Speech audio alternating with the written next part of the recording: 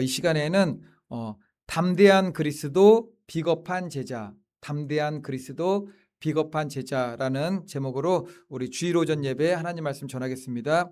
이제 본문은 가룟 유다의 배신으로 겟세마네 동산에서 이제 체포당하신 예수님께서 먼저 끌려가요. 전직 대제사장이었던 안나스의 집으로 끌려가서 신문을 받은 사건, 그리고 예수님께서 예고하셨던 것처럼 내가 죽을지언정 주님을 부인하지 않겠나이다, 목숨 다해 충성하겠다고 호언장담하던 베드로가 하룻밤도 채 지나기 전에 3번 예수님을 부인하고 막 통곡하는 그 사건이 나오고, 그러면 이러한 사건들을 오늘을 살아가는 우리는 어떤 믿음의 자세를 가지고 주님을 따라야 되는가? 그러니까 2가지로만 살펴보겠습니다. 첫 번째로, 진리를 깨닫지 못하면 성경 지식은 사람을 교만하게 할 뿐입니다. 가룟 유다의 배신으로 겟세마네 동산에서 예수님께서 체포되면서 결박당하셨어요. 그래서 13절 보면은 예수님께서 전직 대제사장 안나스에 가서 예비로 신문을 받은 거예요. 그리고 14절에서는 현직 대제사장인 가야바가 예수님이 누구인지를 알아보지 못하고 영적 무지에 빠져가지고 이야기했던 내용이 나옵니다. 그러니까 전직 제사장, 현직 제사장 안나와 가야바는 장인하고 사위사인 거죠. 그래가지고 굉장한 이속을 또 챙기기도 한 겁니다. 지금 같으면 겉으로 보면 대단한 목회자 아닙니까? 목회자? 대단한 목회자죠. 목회자. 그런데 당대 최고 종교 지도자들이라고 하는 사람들이 하나님의 아들 그리스도를 체포해요. 결박했습니다. 이거는 그때의 제사장이라고 하면은 최고의 영적 지도자인데 예수님을 알아보지 못할 만큼 영적 맹인이었다. 이거는 종교 지도자들의 문제만이 아니라 그 당시 이스라엘의 영적인 현상이었다. 우리가 항상 자만하지 말고 겸손해야 될 대목이 뭐냐면은, 나는 하나님의 말씀을 잘 알고 있다, 잘 깨닫고 있다, 많이 안다, 이 자만을 가져서는 결코 안 된다는 것입니다. 그 지식이 가짜라는 게 아니라 그 지식하고 진리를 아는 거하고는 또 별개일 수 있다라는 거죠. 말씀을 연구합니다. 가르쳐요. 입만 열면은 하나님밖에 나올 말이 없어요. 그런 삶을 살았어도 다름 아닌 당대 대제사장인 이들처럼 예수님을 잡아다가 죄를 밝히려고 신문하는 그런 자리에 설 수 있다라는 거죠. 이제 12절 보면은 예수님께서 결박당하는 장면이 나옵니다. 이에 군대와 한 600명가량 된다고 그러죠. 400에서 600명가량 군대와 천부장과 유대인의 아랫사람들이 예수를 잡아 결박하여, 왜 결박하겠습니까? 그냥 끌고 가도 돼요. 끌고 가도 어떻게 도망가겠어요. 양쪽에서만 펄 건장한 사람들이 이렇게 딱 해서 끌고 가도 데려갈 수 있어요. 주님을 마치 큰 죄를 저지른 죄인처럼 다루어서 마땅히 죽어야 될 사람이라고 각인시키는 거예요. 딱 묶는 거는. 우리도 이제 TV 보다가 그런 장면들을 보게 됩니다. 아직 죄가 판결도 되지 않았는데 이제 혐의라는 게 있으니까는 특히 정치인들이나 뭐 다른 사람들도 그런데 정치인들에 대한 그런 게 있죠.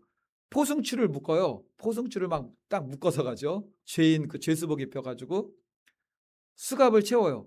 그럴 수도 있어요. 그런데 이걸 방송에 다 내보내는 거죠. 방송에.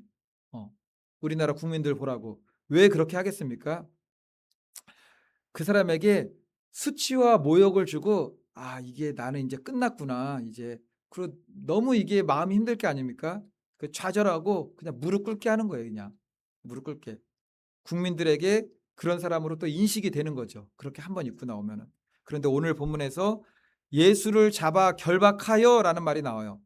이제 결박하여 헬라어 단어가 데오라는 말인데 이것도 똑같아요. 끈이나 밧줄로 묶다예요. 끈이나 밧줄로 묶다. 지금하고 똑같이죠. 포승줄이에요. 포승줄. 이 부분에서 깨달아야 할 사실이 있습니다.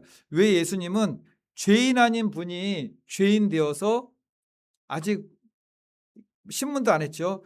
결박당해야 했는가? 가장 중요한 이유는 죄인 아니신 하나님께서 사람의 모양으로 이 땅에 오셔서 죄인 되어서, 죄인 아닌 분이 죄인 되어서 죽는 것이 구약 성경의 예언이기 때문에 그래요. 하나님 말씀의 성취를 위해서 그 길을 간다라는 거죠. 오늘 본문에서 결박당하시고 고난받은 그리스도를 나타내는 가장 훌륭한 상징이라고 해야 될까요? 예표가 되는 사건이 뭐가 있을까요? 예수님처럼 결박당했던 사건. 누가 그렇게 됐죠? 이삭. 아브라함이 이삭을 제물로 바치려 할 때 한 일이 무엇이냐면은 창세기 22장 9절 보니까는 하나님이 그에게 일러주신 곳에 이른지라 이에 아브라함이 그 곳에 제단을 쌓고 나무를 벌려놓고 그의 아들 이삭을 결박하여 제단 나무 위에 놓고, 십자가는 아니지만 나무 위에 결박단 채 이제 올려지게 되는 거죠.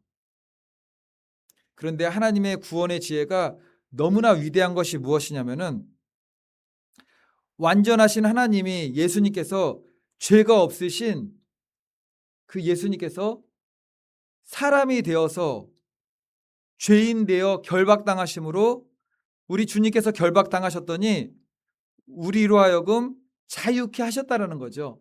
예수님의 결박이 주는 의미가 뭐죠? 죄인 되었다라는 거. 죄의 결박이에요. 예수님께서 죄인 되고 죄의 노예처럼 결박당했는데 그 죄값을 치르시는 일을 통하여서 우리로 하여금은 자유롭게 하셨다라는 거죠. 이것이 복음의 신비입니다. 복음이 주는 자유함. 우리 예수님께서 그 결박을 풀으실 힘이 없으실까요? 이 결박을 우리가 성경을 생각할 때 이 결박을 단번에 풀을 수 있다고 생각하는 사람이 누가 떠오르는 사람 있으십니까?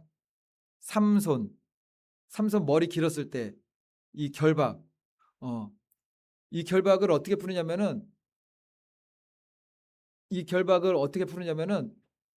이렇게 풀 수도 있지만 표현을 불에 닿은 실 그런 거 있잖아요. 실인데 불 닿으면은 풀어지잖아요. 그것처럼 풀어졌어요. 그래서 삼손이 그 뭐죠? 그 그림을 보게 되면은 이게 실이 막 터지는 것처럼 돼 있어요. 터지는 것처럼. 예수님이 삼손만 힘이 없으실까요? 전지전능하신 하나님인데 결박 따위 푸는 건 아무것도 아니에요. 예수님께서 말씀하시면은 천군 천사가 내려올 수도 있어요. 천군 천사가. 사도행전 12장 7절 보면은 베드로가 감옥에 갇혔습니다. 베드로의 손을 조이던 쇠사슬이 있었는데 그날 역사가 있었어요. 쇠사슬이 벗겨지고 감옥문이 열려서 탈출하게 되었어요. 이 구원의 은혜를 베푸신 분이 누구이십니까? 우리 주님, 우리 성령님, 우리 주님이시죠. 그런데 지금 예수님은 그렇게 결박을 푸시지도 않고 뭐를 다 그들을 물리치지도 않으세요. 도수장으로 끌려가는 어린 양처럼 온순하게 따라가시면서 잠잠하십니다. 저는 동물의 왕국 보면서 이게 좀 이해가 안 되는 부분들이 있어요. 왜냐면 이제 막 잡힐 때는 막 음메 그러다가 아직 살아있는데 잡혀 먹을 때는 소리를 안 내더라고요. 보니까는 양만 소리는 게 안 내는 게 아니라 초식 동물들도 막 소리를 안 내요. 막 하이에나가 막 이게 뒤에를 막 해가 내장이 흘러나가는데도 이렇게 막 발버둥도 안 치고 꿈벅꿈벅 쳐다보고 있어요. 한참 쳐다보고 있다가 내장이 다 흘러나가는데도 옆으로 그냥 픽 쓰러지는 거죠. 이사야 53장 7절. 장차 이 땅에 오셔서 고난당하실 예수님에 대한 예언입니다. 그가 곤욕을 당하여 괴로울 때에도 그의 입을 열지 아니하였으며 마치 도수장으로 끌려가는 어린 양과 털 깎는 자 앞에서 잠잠한 양같이 그의 입을 열지 아니하였도다. 이거 왜 그러죠? 하나님의 말씀의 성취를 위해서 그 말씀 위를 걸어가시는 거예요. 말씀 위를. 예수님께서 이러시는 이유는 단 하나입니다. 하나님 말씀 구약 예언의 성취. 왜 구약 예언의 성취 그 말씀 위를 걸어가십니까? 그 길에 온 인류의 대속이 담겨 있기 때문에 그렇습니다. 그런데 말도 안 되게 그리스도를 죽이자고 성경에서 그리스도를 죽이자고 신약 성경에서 가장 먼저 제안한 사람이 누구인지 아십니까? 예수님을 죽이자고 가장 먼저 제안한 사람이 있어요. 뭐 무리들은 죽이자 막 그랬던 거고 가장 먼저 제안했던 사람 누구일까요? 현직 대제사장 가야바. 놀랍지 않습니까? 현직 제사장도 대제사장 가야바가 예수님을 죽이자는 제안을 가장 먼저 내놨어요. 14절 한번 보겠습니다. 가야바는 유대인들에게 한 사람이 백성을 위하여 죽는 것이 유익하다고 권고하던 자로라. 야, 한 사람이 죽는 게 나아. 예수가 죽는 게 나아. 우리 백성을 위해서라면 예수를 죽이자. 대제사장이 성령님께서 왕으로 오신 그리스도를 주제로 하는 요한복음에는 당시 온 백성의 존경을 한 몸에 받던 전직 대제사장 안나스, 현직 대제사장 가야바의 이름을 밝히면서, 그리고 현직에 있던 가야바가 가장 먼저 그리스도를 죽이고자 제안한 사람인 것을 드러낸 이유가 무엇일까요? 이 전직 대제사장, 현직 대제사장, 이것도 엄청난 일인데 현직에 있던 대제사장이 예수님을 죽이자는 제안을 가장 먼저 했단 말이죠. 요한복음에서는 그걸 밝히고 있죠. 왜 그럴까요? 성령님께서 우리에게 무엇을 교훈하고자 하는 걸까요? 장차 오고 가는 모든 세대에서 교회와 성도들의 존경을 받는 영적 지도자라고 하는 목회자들이 자신이 그리스도의 자리에 앉아야 될 왕의 자리에 꿰차고 앉아 자신들이 연구하고 선포했던 그 말씀과 무관하게 영적 맹인으로 살아간다라는 것을 경고하는 말씀이 될 수 있다라는 거죠. 공간복음은 여러 가지 주제가 있지만 요한복음의 전체 주제는 왕으로 오신 그리스도예요. 근데 그 왕을 끌어내리고 정죄하고 심판해서 죽이게 되죠. 누가요? 대제사장이. 무엇으로요? 자신들이 연구했던 말씀을 가지고서 정죄하고 판단하는 거죠. 그런데 이것은 모든 교회와 목회자일 뿐만 아니라 성도들에게도 동일하게 적용되는 경고입니다. 지금 유튜브로 인해 말씀의 홍수 시대를 이루고 있는 지금 이때 두드러지게 나타나는 현상이 무엇인지 아십니까? 사람들이 성경 지식이 많아졌어요. 말씀 지식이 급속도로 확장되어 갔습니다. 그래서 유튜브 많이 보는 사람들은 성경 말씀을 많이 하는 거, 얘기해 보면 많이 하는 것 같아요. 근데 몰라요, 잘. 얘기해 보면 몰라요. 왜 모르냐면은 유튜브도 우리가 들을 때, 보통 성도님들이 들을 때는 주제에 대한 유튜브를 듣잖아요. 내가 이제 관심 있는 거에 대한. 그러니까 듣는 유튜브의 그 설교에 대한, 목사님들은 맨날 바꿔서 설교를 듣는데 듣는 내용은 다 비슷해요. 한정적이에요. 그런데 어쨌든 그렇게 성경 지식은 예전보다 훨씬 많아졌는데 진리는 깨닫지 못하더라는 거죠. 말씀을 아는데 복음만으로 들어가지 못합니다. 그리고 요즘에는 성도님들이 종말론에 대해서 정말 잘 알아요. 종말론 학설 뭐 다 알아요, 막 다. 그 지금 유튜브에서 우리 주님 언제 오신다고 얘기하는 사람들도 평신도 유튜버들도 굉장히 많은 것 같아요. 보니까는 예수님 언제 온다고 그러고 또 안 오면 또 있다 온다고 그러고 막 종말론에 대해서 막 얘기를 하고 이 교회는 어떻고 저 목사는 어떻고 뭐 틀린 말이 아닐 때도 많아요. 너무 잘 알아요. 그런데 가장 중요한 거, 진리는 깨닫지 못해요. 복음 안에서의 삶을 살지 못합니다. 우리가 분명히 깨달아야 되는 것은 진리를 깨닫지 못하면 우리가 알고 있는 성경 지식은 나를 교만하게 할 뿐이라는 거죠. 그리고 그 지식 때문에 진리 안으로 더 들어가지를 못해요. 진실로 하나님께서 기뻐하시는 사람은 말씀을 많이 하는 사람이 아니죠. 진리 앞에서 두렵고 떨린 마음으로 엎드릴 줄 아는 사람이에요. 진리 앞에서. 이사야서 66장 2절 말씀. 나 여호와가 말하노라. 내 손이 이 모든 것을 지었으므로 그들이 생겼느니라. 무릇 마음이 가난하고 심령에 통회하며 내 말을 듣고 떠는 자, 그 사람은 내가 돌보려니와. 하나님께서 누굴 돌본다고요? 심령이 가난하여서 심령 통회하는 자. 심령이 가난한 자는 복이 있나니. 가난한 게 뭐죠? 애통해하는 자는 복이 있나니. 그 애통이 뭐죠? 회개잖아요, 회개. 내 말을 듣고 떠는 자, 그들을 돌본다고 하셨습니다.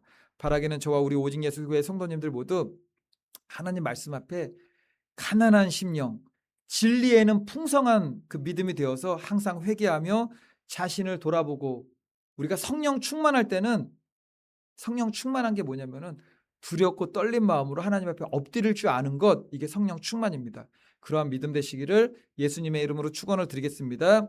이제 두 번째로 살필 것은 예수님은 담대하셨고 베드로는 비겁했습니다. 예수님께서 지금 어디에 서 있죠? 이제 체포당하시고 결박당하시고 계속 이제 신문 받으시고 재판 받으시고 고난 받으시고 나중에 이제 죽게 될 거예요. 예수님께서 그 예언된 약속의 말씀 위를 걷고 계십니다. 지금 예수님께서는 최고의 종교, 정치, 권력자들 앞에 서 있습니다. 어떻게 서 있죠? 담대히 서 있습니다. 요한복음 주제가 왕으로 오신 그리스도라고 그랬잖아요. 왕답게 담대하게 서 계시죠. 그런데 베드로는 3번 부인했는데 누구 앞에서 부인했는지 아시죠? 아무런 힘도 없고 아무런 권세도 없는 문지기 여자의 앞에서 자신이 제자임을 부인했습니다. 우리가 요한복음 말씀을 나누면서 요한복음에 나타난 예수님의 7대 선언에 대한 말씀을 좀 나눴잖아요. 예수님은 나는 누구다 라고 얘기하는데 지금 베드로는 나는 아니다라고 얘기하는 거예요. 나는 예수님을 모른다. 나는 제자가 아니다. 예수님은 나는 누구다라고 계속 말씀하시는데 7번이 뭐죠? 완전수잖아요. 완전한 믿음. 나는 생명의 떡이라. 제가 앞에 거를 이야기할 때 할 테니까 뒤에 거를 한번 딱 말씀하세요. 나는 생명의 떡이라. 나는 세상의 빛이라. 나는 양의 문이라. 나는 선한 목자라. 나는 부활이요 생명이라. 나는 길이요 진리요 생명이라. 이건 좀 어렵죠. 나는 참 포도나무라. 어쨌든 예수님께서 나는 무엇무엇이다라고 예수님의 이름이기도 하면서 예수님의 정체성을 담대하게 밝혔습니다. 그리고 19절부터 이어지는 대제사장이 신문해요. 신문하는데 이때도 담대하세요. 그런데 오늘 본문의 베드로는 어떻습니까? 나는 무엇이다 라고 안 해요. 나는 제자가 아니다. 나는 예수의 사람이 아니다. 나는 그리스도인이 아니다. 예수님을 부인하고 자신의 정체성도 뒤로 숨기고 그냥 숨어버렸죠. 오늘 본문의 구성을 보면은 사건 장면이 자꾸 바뀌어요. 그냥 이게 하나로 쭉 예수님의 심판을 재판받는 것을 딱 이어나가든가 베드로가 부인하는 사건들을 쭉 이어나가면 좋은데 자꾸 예수님이 재판받는 장면, 베드로가 부인하는 장면, 또 예수님이 재판받는 장면, 또 예수님이 부인하는 장면. 예수님이 부인한 게 아니죠. 베드로가 부인하는 장면을 교차적으로 이야기를 해요. 이거는 의미가 있는 거죠. 깨달으라라는 거예요. 성경에 있는 소제목을 보면 그것을 알 수 있습니다. 처음 12절부터 14절에서는 예수님께서 결박되어 대제사장에게 끌려나가는 사건이 나오고 갑자기 장면이 바뀌죠. 베드로가 자기는 예수님의 제자가 아니라고 부인하는 장면이 나옵니다. 그러다가 다시 예수님께서 신문 받으시는 장면. 근데 담대함이 나와요. 담대함.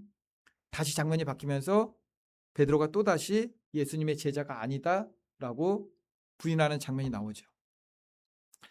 예수님께서 너무 담대하게 말씀하시니까는 이게 아랫사람이 예수님을 쳐요. 근데 왜 쳤는지 모르겠어요.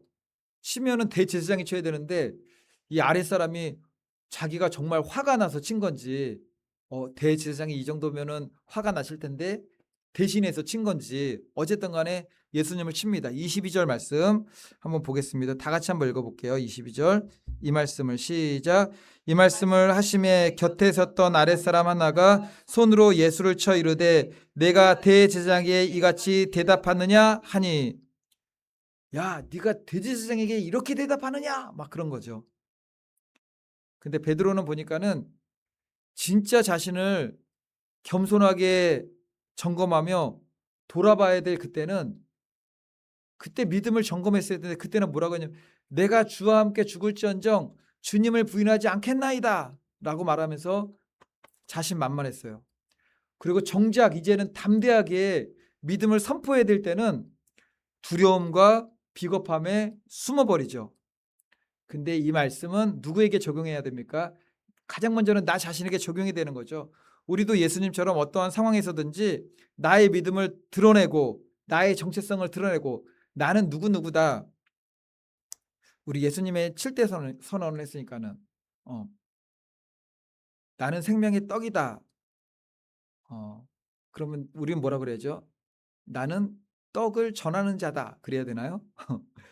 "나는 세상의 빛이라." 그거는 해도 될 것 같아요. 예수님께서 "너희들은 세상의 빛과 소금이 되라고 하셨으니까는 나는 복음을 전하는 빛이다. 나는 양의 문이라."는 뭐라고 이야기될까요? 어 "나는 잃어버린 양을 예수님께로 인도하는 나도 양이다." 그러면 되겠죠. "나는 선한 목자라. 나는 선한 목자를 따르는 양이다. 나는 부활이요 생명이라."라고 했으니까 우리는 뭐라고 대답하면 되죠? "나는 부활과 생명을 믿는다. 나는 길이요 진리요 생명이라." 예수님께서 말씀하셨으니 우리는 반드시 "나는 길도 아니고 나는 진리도 아니고 나는 생명도 아니다. 우리 예수님을 믿어야 된다."라고 말씀해야 되죠. "나는 참포도 나무라." 그랬으니까 우리는 뭐라 그러죠? "나는 가지라. 나는 열매를 맺어야 된다." 이렇게 선언할 수가 있어야 된다라는 겁니다. 18절, 25절은 이제 너무나 비겁한 베드로의 모습인데 18절하고 25절은 다른 사건이 아니에요. 같은 사건인데 중간에 예수님께서 재판받는 장면이 들어가잖아요. 그러니까 18절이 25절하고 그냥 이어지는 사건이라고 보면 돼요. 중간에 재판받는 장면은 좀 빠지고. 18절 우리 다 같이 한번 읽어보겠습니다. 18절. 그때가 시작. 그때가 추운 고로 종과 아랫사람들이 불을 피우고 서서 쬐니 베드로도 함께 서서 쬐더라. 지금 베드로가 멀찍이 떨어져서 예수님이 어떻게 되는가 지켜보고 있어요. 그러다가 17절에서 문 지키는 여종 앞에서 예수님을 17절 앞에서 한 번 부인했습니다. 예수님을 멀찍이 떨어지는 이들이 영적으로 느끼는 게 뭔지 아십니까? 이거는 예표적 사건인데 18절 보면은 예수님을 멀찍이 떨어지는 사람이 느끼는 영적인 것. 그때가 추운 고로 영적 추위를 느끼게 되는 거죠. 영적 추위. 영적 겨울이 오는 거예요. 그냥 영적 겨울. 영적 추위를 느끼는 사람들의 다음 행동이 뭔지 아십니까? 우리가 예수님하고 멀찍이 떨어졌어요. 영적 추위를 느낀다고 해봅시다. 이 말씀대로. 그러면 그 다음 행동. 베드로는 어떻게 했죠?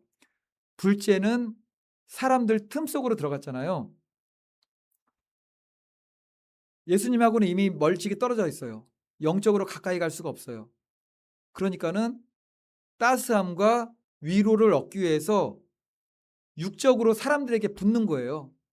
이 불은 예수님께서 주신 불이 아니잖아요.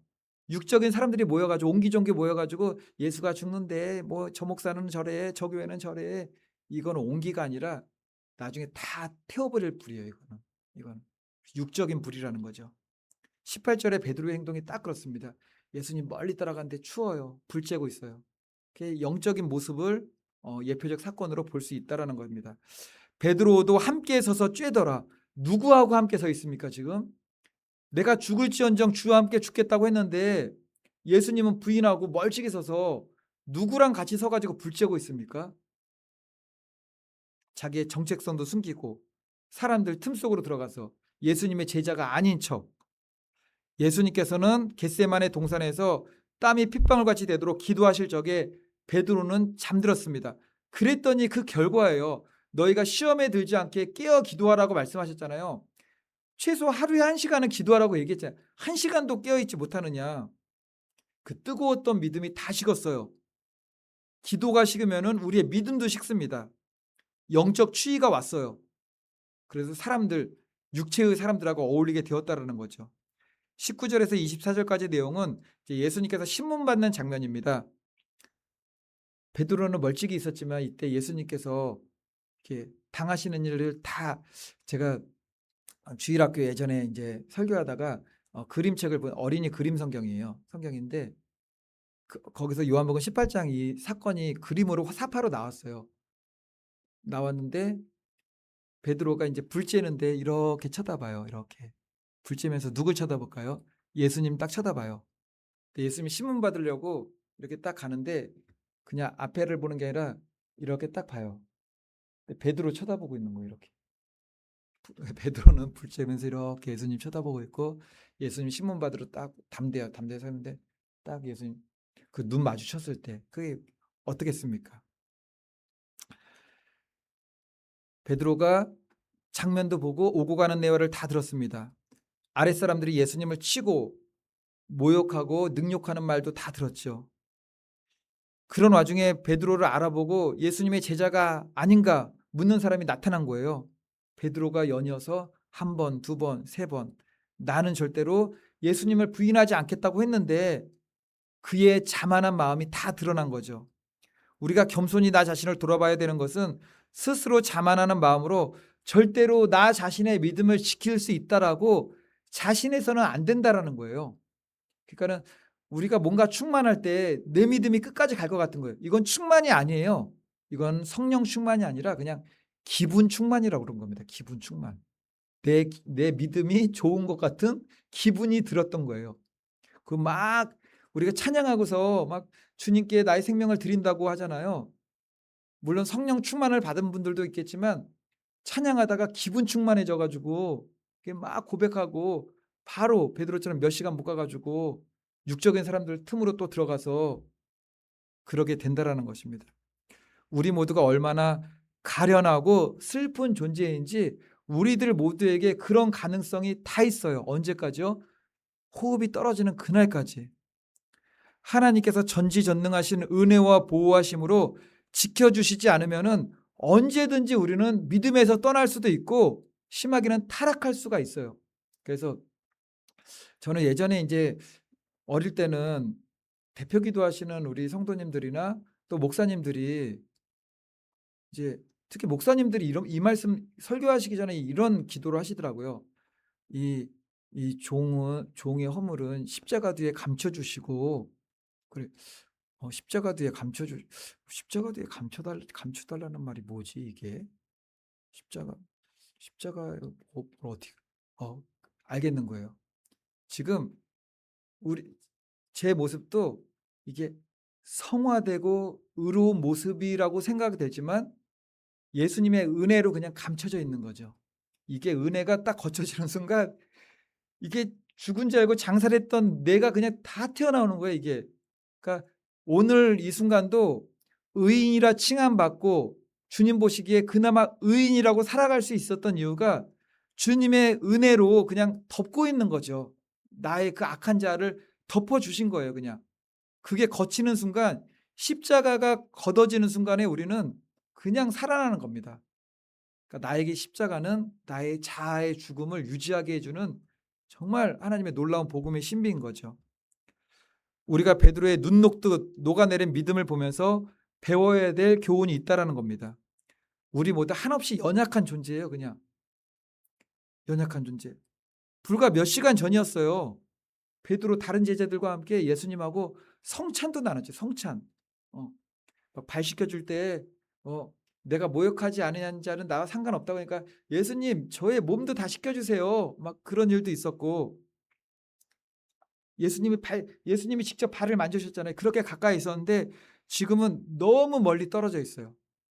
목욕까지 해달라고 했던 사람이 나 예수님 모른다고 막 도망가는 거죠. 홀로 3번이나 막 부인하고. 무엇을 깨닫게 됩니까? 내가 처한 상황은 언제 어떻게 바뀔지 모르고 그렇기 때문에 그 대단했던 믿음도 눈 녹듯이 언제 다 사라질지 모른다라는 겁니다. 또 하나 절대 내 믿음을 자만해서는 안 된다. 잠언서 16장 18절 교만은 패망의 선봉이요 거만한 마음은 넘어짐의 앞잡이니라. 그리고 무엇보다 시험에 들지 않게 깨어 기도하라. 그런데 여기서 너무나 은혜스러운 게 뭐냐면은 베드로가 초대교회 완전 지도자가 되잖아요. 가장 큰 지도자가 돼요. 초대교회 지도자. 근데 그 베드로에게 다 알고 있어요. 제자들 다 알고 있어요. 초대교회 성도들도 다 알고 있어요. 이거는 베드로의 흑역사지, 흑역사. 흑역사. 이제 막 높이 올라갔다가도 그 얘기가 나오면 베드로는 이렇게 해야 돼요. 내가 그때 그거죠. 겸손하게 하는 가시 같은 과거 흑역사가 있었던 거죠. 근데 우리 주님께서 이제 요한복음 마지막 장에 가면 베드로 찾아오시잖아요. 내 양을 먹이라, 내 양을 치라, 내 양을 먹이라. 그게 무슨 뜻이겠습니까? 상한 갈 때도 꺾지 아니하시고 끝까지 함께 하시는 주님입니다. 상한 갈 때도 꺾지 아니하시는 주님. 베드로에게 주님은 어떤 분이십니까?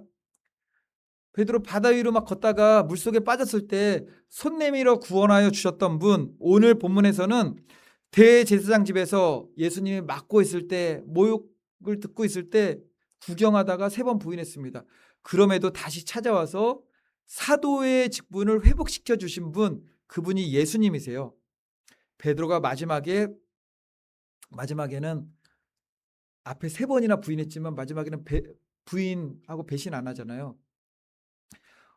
나 같은 죄인은 예수님처럼 십자가에 못 박아 죽을 수 없어.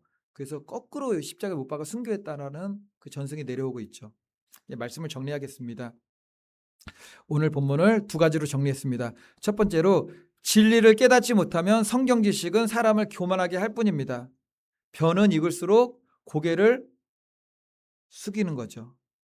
진리는 하나님의 사람으로 겸손하게 하는 겁니다. 진리 안으로 들어가게 되면은 겸손하고 온유할 수밖에 없는 거죠. 2번째로, 예수님은 담대하셨고 베드로는 비겁하셨습니다. 우리는 포도나무에 붙어있는 가지처럼 주님과 하나 된 연합된 믿음이 되어서 복음 안에서 아주 겸손하게, 그리고 믿음의 열매를 맺어 나가며 겸손하지만 세상에 대해서 담대함으로 승리할 수 있어야 된다라는 겁니다. 바라기는 저와 성도님들 모두 하나님 앞에 더욱 겸손하며 온유하며 순종하는 믿음 되시기 바라고, 항상 예수 그리스도 안에서 연합된 믿음으로 담대하게 승리하시는 저와 우리 오직 예수교회 성도님들 되시기를 예수님의 이름으로 축원을 드리겠습니다.